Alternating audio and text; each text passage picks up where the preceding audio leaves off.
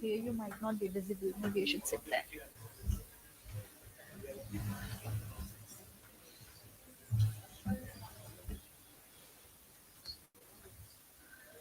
Um, Lalit, sir, the stage is all yours. Please take it forward. Thank you.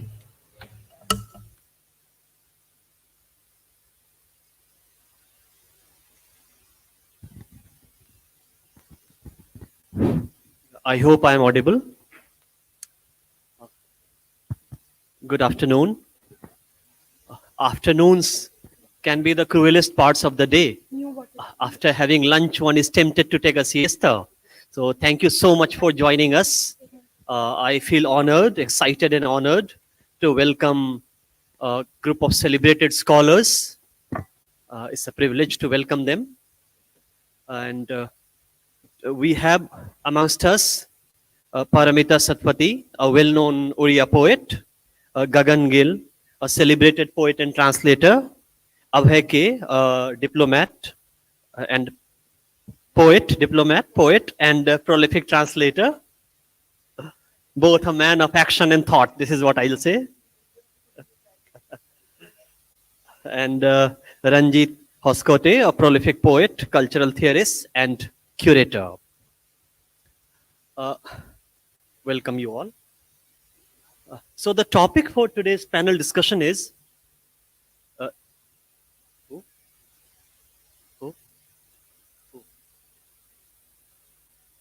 No, she didn't come.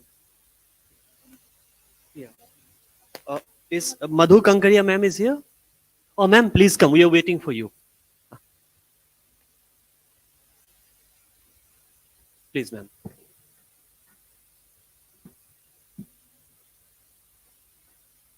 So we also have Madhu Kanakria, a Hindi novelist and short story writer. Welcome, ma'am. So the topic for today's panel discussion is new trends in literature.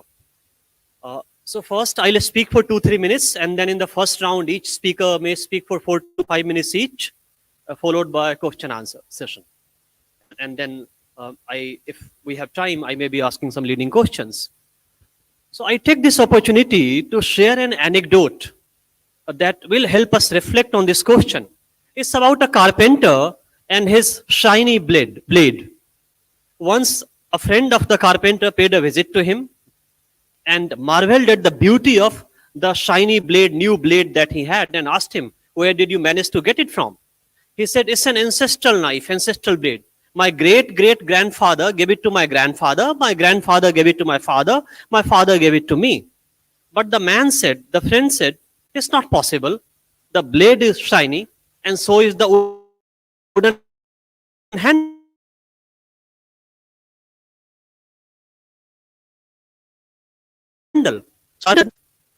But it's the same age-old knife.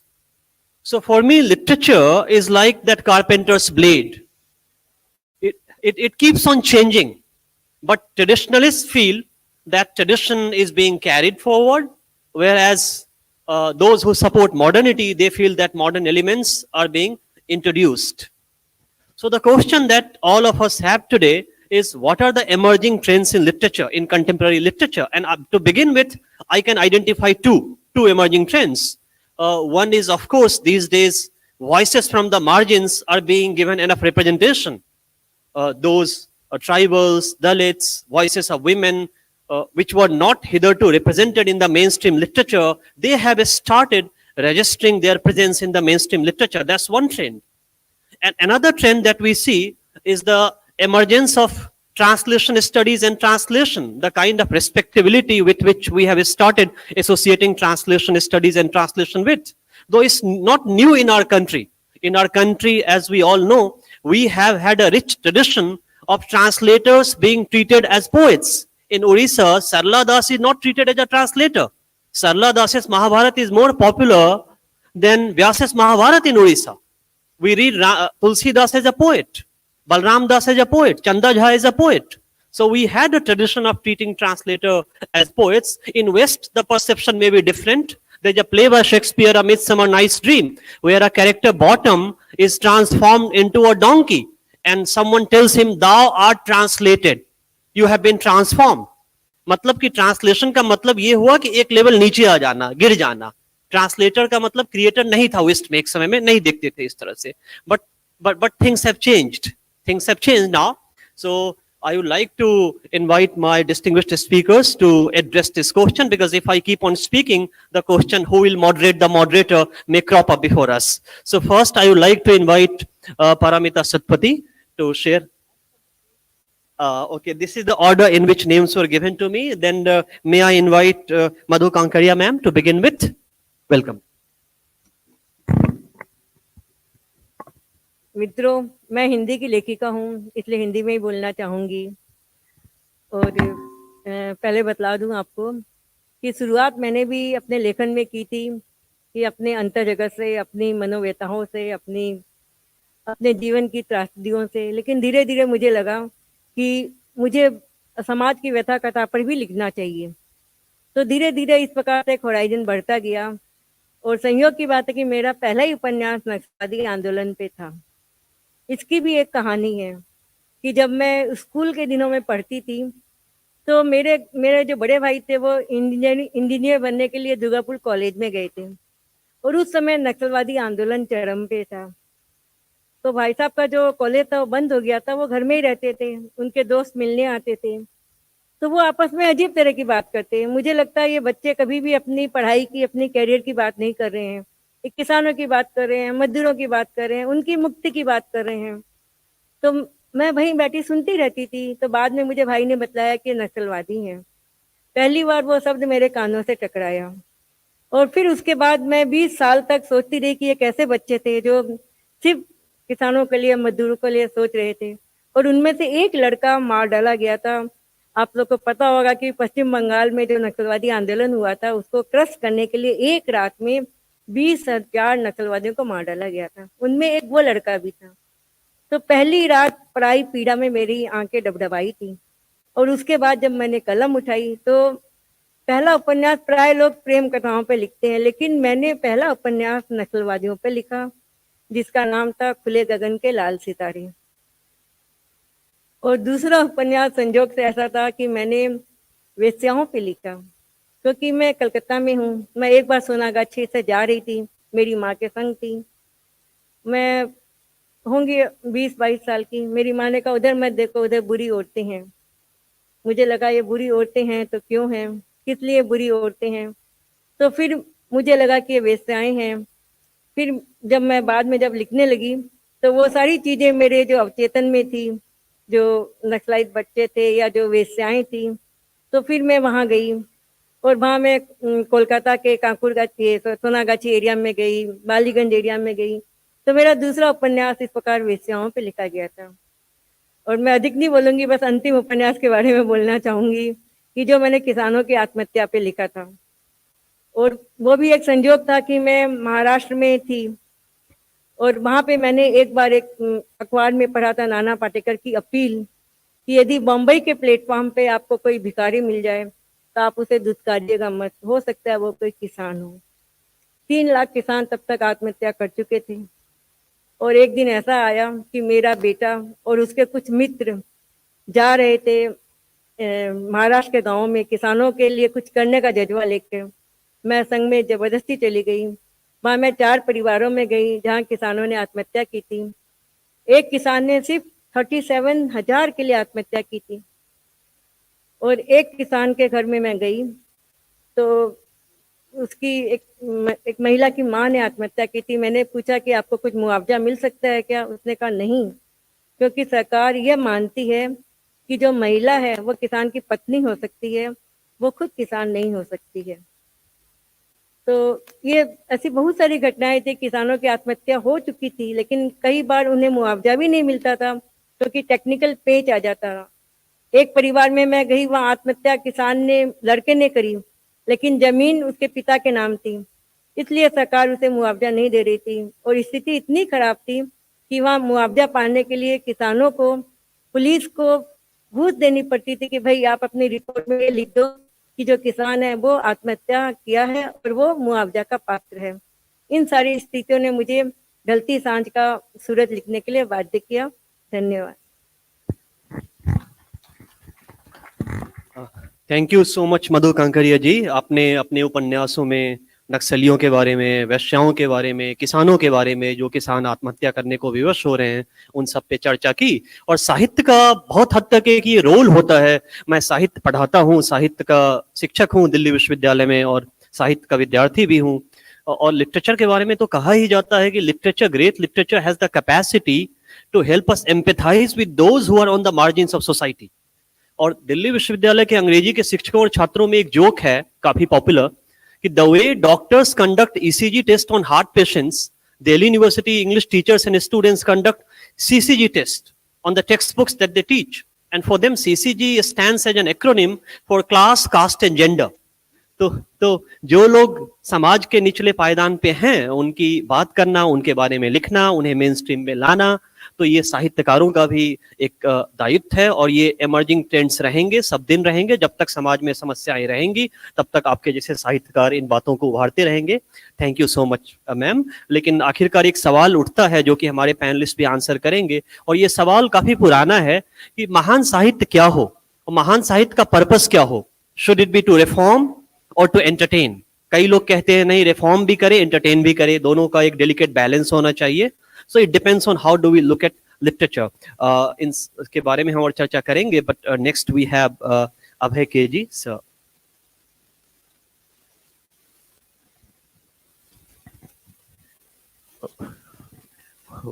I have to say something about my own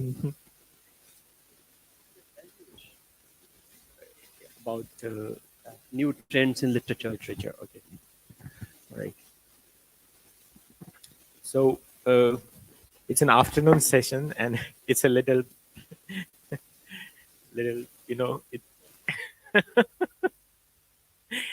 some new trends in literature. I mean,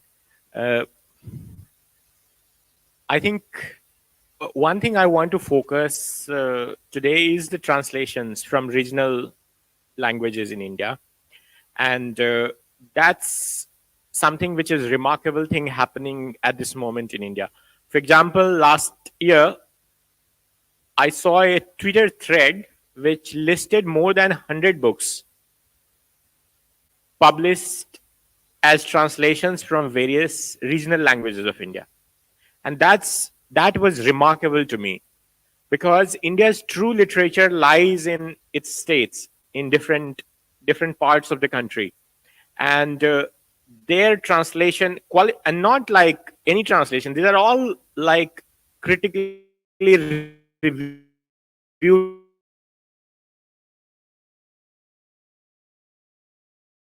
translations. They are good books. So I mean, 10 years ago or 5 years ago, people used to ask that what should they read if they are not looking at books directly written in English, but translated into English. And there were very few books. You could recommend them a dozen books, that's all. I mean, one of the favorite books I had for a long time was Mohan Senapathi's Art. It's the name is, the Uriya name is Art. Kala. Fakir Mohan Senapathy. Yes. What's the Uriya name? Which book? Chaman. Chaman Art Guntha. And it's one of my favorite novels, translated from Uriya into English. And for a long time, I cherished this book, and used to think that I wish that there are more translations from different Indian languages into English. For poetry, I have tried to fill this gap by editing books like 100 Great Indian Poems, or the Bloomsbury Anthology of Great Indian Poems, or the Bloomsbury Book of Great Indian Love Poems, getting translations from 28 different Indian languages into English, and bringing these to the readers who read in English. Not only in English, but also, I mean, such books have been translated into various languages such as Portuguese, Spanish, Italian, French, Nepali, Russian, Irish, or Gaelic. So this, I mean, I think one of the we are, I mean, as earlier today we were having discussion on India's true potential, and India's true literary potential lies in its regional languages and their translations. And I already see, I mean, Gitanjali Shriji was here today, and she's one example of how translations are being received. But there are so many other examples, and I would urge, I mean, all of those who know English language well to translate as many writers as you can, because there are so many writers out there. I have myself tried to do this by bringing, for the first time, translations from Maghi, for example, which is my mother tongue. I come from Bihar in Nalanda, and Maghi is spoken. I have not only translated many stories from Maghi for the Book of Bihari Literature, which received the award today, and also is available at the bookstore. Just to hint you that please buy the copies. So, but also ended up translating the first ever Maghi novel written published in 1924, and I truly enjoyed it. I found it so modern, like as if it was written yesterday. A century has passed, but its importance, it's a satire based in a small town called Bihar Sharif in Nalanda. And it felt so modern to me. It felt like so contemporary. So, particularly, I have fallen in love with translated literature from various Indian languages. And that's certainly for me is an emerging literary trend. And I would recommend that all of you, pick up more translated books, whether poetry or prose. But I mean, India's soul, as they say, is in literature written in regional language.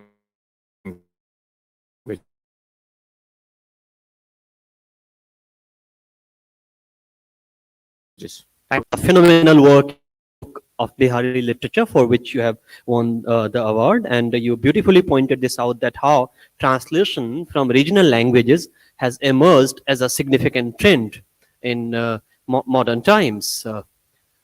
And a couple of minutes ago, I was sharing with a friend that such translations have played an instrumental role in decolonizing English departments, literature departments all over India. After all, for how long we will continue to read only Shakespeare, Milton, and also if we can read Homer in English translation, if we can read Virgil in translation, if we can read Foucault in translation, why can't we read Premchand in translation? Why can't we read Fakir Mohan Senapati in translation? And I'm glad you pointed out about Chamana Atguntha. That's one of my favorite novels too, and I teach this novel at Delhi University. And prior to 2007 or 8, no one could have imagined that this novel can be included in an English department. But after Professor Jatendra Kumar Nayak, a bilingual Oriya scholar, and some others translated this novel into English, it could be possible to include that book in the syllabus. So such translations play an instrumental role in decolonizing English departments and literature departments all over the world. However, what I propose is that we also need to translate discursive texts from regional languages. Numerous fiction, numerous novels are being translated from Indian languages, but we also have a rich tradition of discursive texts, which also need to be translated. Recently, Routledge has brought out a critical discourses series in which Oriya and Bengali edition have been brought out. So such texts need to be done so that people get to know about the discursive practices that our culture had, India had. Now I move on to Paramita Satapathy ma'am. We look forward to listen to her. I just wanted to add also that, among us, there are many translators here. Actually, some of us write in English, but also we are translators. Ranjit is a very fine translator, has won many awards, particularly for Lal Ded, translation of the poems of Lal Ded, and also recent translation of Mir, poetry of Mir. And Lalit himself, the moderator himself, has translated Kanyadan, one of the seminal works of Mathili literature. And we were talking about a common friend, Gautam Chaube, who has translated the first Bhojpuri novel into English called Phul Sungi. And here I just shared with you about Phul Bahadur, which is the first Maghi novel. And I hope that Phul Bahadur replaces Milton and Shakespeare. Thank you. And I truly believe that translators, those who are engaged in the act of translation, are the ones who can talk about the practice of translation more than who talk about theory, because at times theory kills the joys of doing translation. Ma'am. Thank you, Lalit. I primarily write in Odia. As Lalit has spoken that, the new sharpened blade with a new handle, we also can put it up like that, old wine in a new bottle, something like that. Because I believe that literature is a flow like a river, and we keep on putting ingredients to it. There is, I would not be saying that, how you write and what you write. About what you write, I guess so much has been written so far in the world languages, in Indian languages. So when we sit down to write, it's not that we are writing something new as far as theme is concerned. Context may be different. Contexts are different because literature is always contemporary. It also reflects the contemporary happenings and the views and ideas. And the sharpness and the newness comes in that. But how you write is the more important thing. Right now, if I come to Odia literature, I would not hesitate to say that it is a very rich regional literature. Right now, you are getting to read a few of it in English translation. I shall be very happy if you get to read all the real good ones. We have so many poets now. My mother is also a very important poet of the country. But what our Kavi Surya Baladev Rath has written, Kavi Surya means son of a poet, S-U-N. He has been given this title. I mean, so modern, so realistic, and look at the words chosen, look at the rhyme, and look at the rhythm. Still, I don't think that anybody has got that ability to surpass. We have very good poets, all Sitakant Mahapatra, Ramakant Rath, Jagannath Prasad Das, then Manoj Das, and also the persons who are not there amongst us, Gopinath Mahanti and Fakir Mohan Senapati are the first fiction writer. So the trend, a new trend means basically what I understand is to put it in a more sharper way, more clearer way, and something new. What is happening? Like the few days back, I had been to Bharat Bhavan for a reading, and then a poet in Sanskrit has read some of his poems. Madhavji, he has read some of the poems. Basically, the title of the poem is digitalization kind of thing, like password. I mean, those are the things which have come into our life, the things which have come into our life, which has had impacted our life, affected our life. We are writing about it. If that you say is new, well, that is new. And about the style of writing, yes, some newness has come. As you said, the marginal writing is there, and women who have not spoken so clearly, their voices have not been heard so clearly over ages, they have come out and spoken. So those, you can say that there's something newness in the in literature. But when you write history, I would not say that it's also not new. I had a novel which had depicted in Odia, been translated into Hindi recently. That has described the last part of freedom struggle in Odisha between 1922 to 47. I was amazed to see that one critic had written that, there is some interpolation of history into a new bucket. Anyway, I mean, this is how you put it. And then, are we not writing again and again the Mahabharata and the Ramayana? the mythological characters, because we are finding something different and new in them. So many books in popular English are also being produced. I don't have to take name, all of us know. All of the elite audience would be knowing it. Otherwise also. So we keep writing that because we do reinvent, redefine and find something different of what has been told so far. Probably, I guess, that is the newness in literature at the moment. Thank you so much. In response to the question, what constitutes novelty in literature? What are the emerging trends in literature? You pointed out two important things. One, form is as important in literature as content. The question of how is equally important in literature. It's not only about what, but how do you say certain things? Because since antiquity, literature has been dealing with even commonplace ideas, banal ideas, love and war. Who doesn't fall in love? It is said that I love you is the most quoted sentence, most banal sentence. Yet how do you present it matters, decides the element of novelty in literature. And I'm reminded of a line from Alexander Pope's book, An Essay on Criticism, where he defines wit as, true wit is to nature advantage rest, what oft was thought, but never so well expressed. True wit is a quality that enables the poet to express certain ideas which are often thought, but never so well expressed. So how well do you express it decides the element of novelty in literature. So it's important, form, the idea of form is very important. And the second thing that you talked about, ma'am, second important thing, that is the voice of women, voice of those who are on the margins, feminist writings in literature. And I feel that being a feminist is not like a Buddhist. It's not a matter of identity. It's more like being a medic. A medic wants nothing more than to cure the problem and to stop being a medic, to stop being a doctor.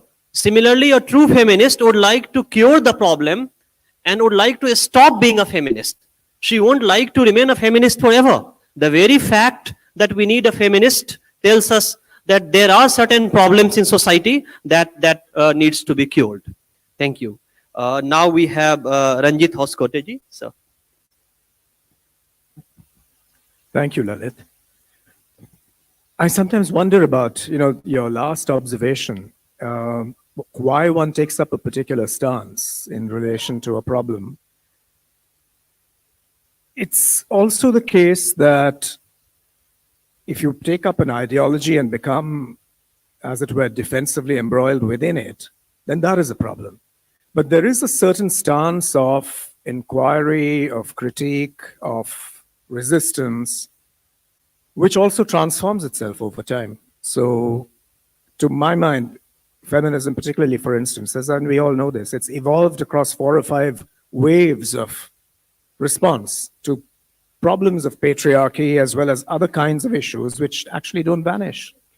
So the dream may be of a perfect, ideal, equitable society, but we will all have to remain committed to ideologies of resistance so long as they don't become new traps. So maybe that's one way of looking at it. But I'm saying this also as a kind of preface to what I would think about as predicaments rather than trends in that are emerging in literature. So I'll try and identify 2, and I'll try and do that from my own practice. I'll begin with the question of the nature, the texture of language as a material, and with its materiality. Because at some point, maybe about a decade ago, I came very strongly to the realization that for all kinds of political reasons, we had tended to tie ourselves up into different language silos in this country and to look upon one another in a sort of a slightly suspicious, defensive way. And this was I realized it was an extremely unproductive way of doing things. Because like many, many other people, I realized that I was an effectively monolingual writer who was a multilingual reader. I mean, I read in many languages, but I write in one. So I realized that as I went forward, I would have to address this situation and to see how I could open up my own language of writing, which, as it happens, is English. How does one open that up to what one is reading in other languages? It was also a time when I was translating. I was still involved with my translation from the Kashmiri of Lalit. Also, I was working at that point on Ghalib and beginning to work on Mir. So to me, the question was not of living inside and working inside a language silo. It was about opening up my own language to possibilities of image, possibilities of syntax, possibilities of attitude and temperament that came from other languages. And over a long term, that has really worked effectively for me. It's been an amazing journey of opening up the language I write in, particularly in my poetic practice, to these other possibilities.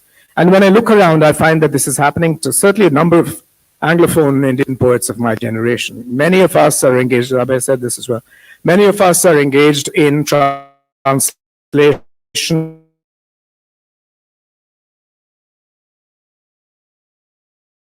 not as, we also draw on traditions of translation. I mean, you cited Shakespeare and Milton. If there's anything to be learned from both of these figures, it's that they were also profoundly inspired by translation. Shakespeare less so, Milton more so. The fact is that look where you will in any classical tradition. You can look at our own traditions here. They've always been nourished by what I could think of as cross-training, working across languages.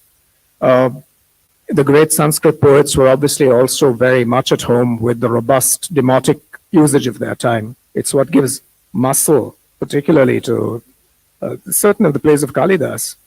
You know, we tend to remember these as classical and think that it's up there in heaven. The fact is that the classical always encodes this engagement with hybridity. So to me, so that's my takeaway from this part of it. There's this very, very strong presence of translation, not as a responsibility or a duty alone, but as something that's intrinsic to literary practice, to transform your own language and your own literary practice. That's one. The other tendency that I would identify is, we spoke of there being no new themes, but there sometimes are new themes because we are in a new historical moment. In terms of where we are in our relationship to this planet, which has always been somewhat precarious, it's never been more precarious than now, because for the first time in history, the human species has transformed its habitat, and for the worse. That is a rupture. And it's brought us to a situation where we have to deal with new urgencies. So I see a whole series of responses to the climate catastrophe. And that's not only a new theme, it's also calling forth new forms of literary articulation. As far as Anglophone writing in India is concerned, I would certainly think of a book-length essay that Amitav Ghosh wrote some years ago, The Great Derangement, and all of the writing that has followed that. I see it also in writing, say, by Janice Pariyat or Shubhangi Swaroop. But I also see it across, I don't want to confine literature here only to so-called creative writing. It's also evident in the kind of witness that's being borne by scientists or writers like Pranay Lal in his books. I regard that as literature, not just as scientific writing. I think texts that bear witness in such an urgent manner to the historical moment automatically are literature. So I'd identify that certainly as a whole new emerging historical moment to which we're seeing responses. So that's certainly a big shift. Thank you so much. I have two takeaways from what you have said. One, you talked about the voices of resistance, and then you talk about the texture of language. Especially like you, there are many Indians who prefer to write in one language.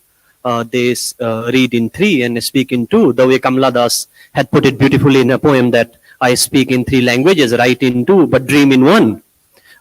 And a corollary to what you said leads us to a very worrisome trend in contemporary times. That is the concept of language orphan, a term which has become quite popular of late. We are having a generation of young students who are not familiar with their mother tongue. They cannot read, they cannot write in their mother tongue. Unfortunately, mother tongue has been reduced to mother's tongue.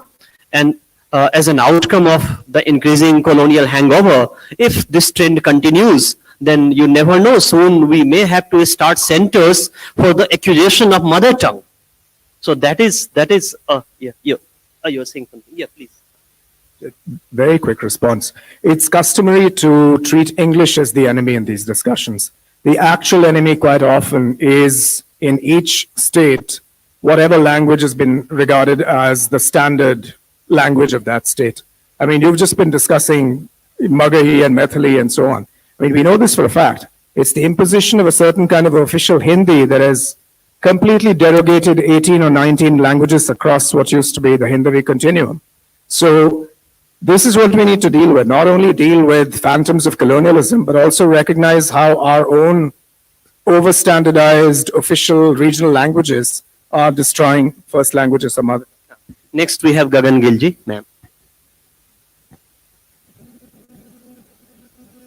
Well, listening to my panelists, I was wondering, why do we need a new style every now and then? Is it that the familiar language, the words remain in the dictionary, but they lose their capacity to say certain things effectively? And so when you twist the language, you mold it into a different expression, a different style. The plasticity of language is inherent to what you are about to express. There is no self-conscious experiment in the act itself. It's just that your experience has become so much more complex that the experience is molding the language. You are not doing it consciously, but I want to mention a couple of young writers in my language, Ambar Pandey and Geet Chaturvedi. They both are very well-read young men, and it is interesting how their readings, their classical knowledge, knowledge of the classical texts, how all that permeates into their writing. Like, they are not writing about classical text itself, they are writing about their individual experience. They are writing their own poem, but suddenly Garud Puran comes in this. Now, the other thing is, all of us are aware that we speak more than one language, but are we aware that we hear too many languages? Even when we don't know, they are very much a part of our inner experience. Recently, I translated Akka Mahadevi, and she has been with me for a very, very long time, like 30, 40 years. And the first time I had translated her years ago was based on Ramanujan's poems. But recently, when I was doing her, I wanted to somehow hear Akka's own voice across the centuries, across Kannada language. Now she's speaking to me across the language, across the time, but she's speaking to me in my own civilizational package. There are words I recognize. So when I started working on Akka Mahadevi, I had references to her translations available in English language, and then in very, very clumsy, archaic Hindi translations done by the Bangalore Basava Samiti and whatever. And it was amazing, when you recognize these words in that Hindi language, that there are some words which are picked up exactly from Kannada into Hindi. Now in Hindi they don't make any sense. But in Kannada, when you check those words out, they go back to Sanskrit. So you look for their meaning in Amar Kosh and you are able to find. And suddenly your whole baggage, your whole tradition comes to you, comes alive to you in your own language. But to reach at what Akka must have been trying to say, you have to go through so many different versions and still you are able to do. And why does my 21st century heart need to go through this exercise? Unless my education, unless whatever I read in routine is so incomplete, instead of giving me satisfaction, all it tells me is what I don't know. Instead of a couple of books telling me that now I know something better, I come to know I don't know. And that's where I want to fill in. And that's why we are people like, I don't know how many, but most of us, when we appreciate something in, say, something like Irhan Pamuk, why? He has a different history, because you're learning. This is how you traverse history. This is how you traverse memory. This is how you traverse cultural human experience, the experience of your ancestors. Thank you so much, ma'am. I would have loved to listen to you more and listen to my celebrated panelists, but time is running out. I am constantly getting signal to wind it up. So we can quickly take one or two questions quickly if we have any. One or two questions. That's all we are in a situation to take. Yes.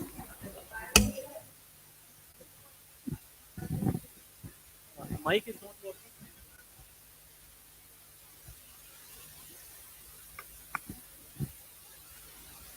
You may take this one.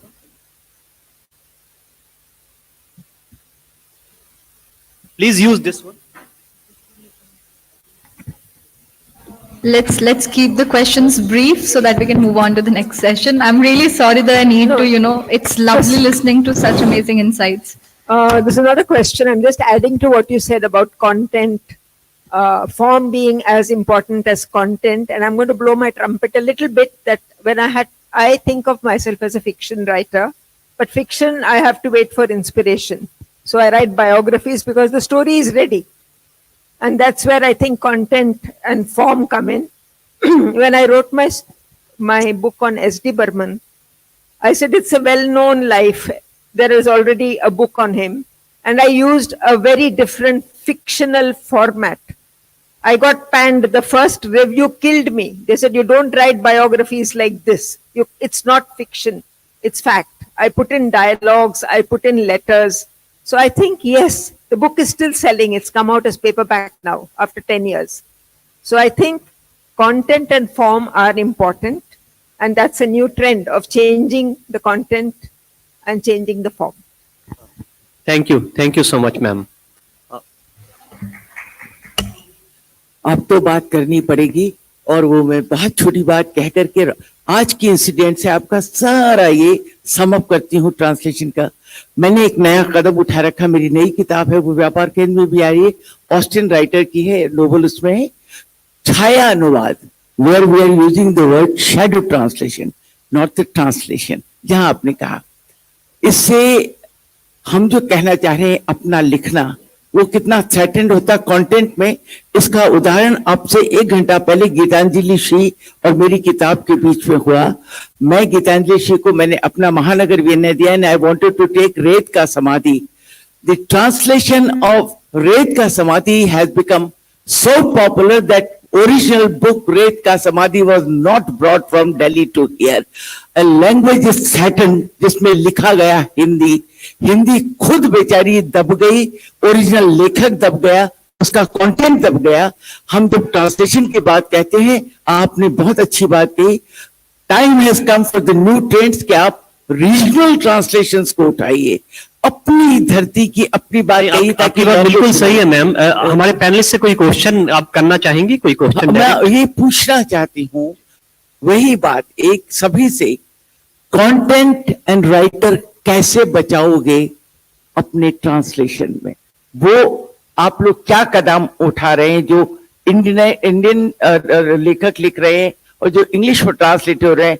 आज गीत Chaturvedi was very happy कि उसकी गीतों की किताब English में translate हो गई. ये एक जो कंटेंट बचने की भाषा को जो खतरा है वो कैसे बचेगा, ये मैं आप सबसे पूछना चाहती हूँ.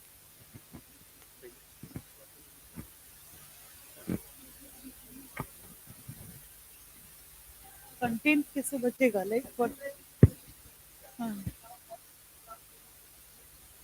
No, no, not exactly that. You know, there is an emerging trend of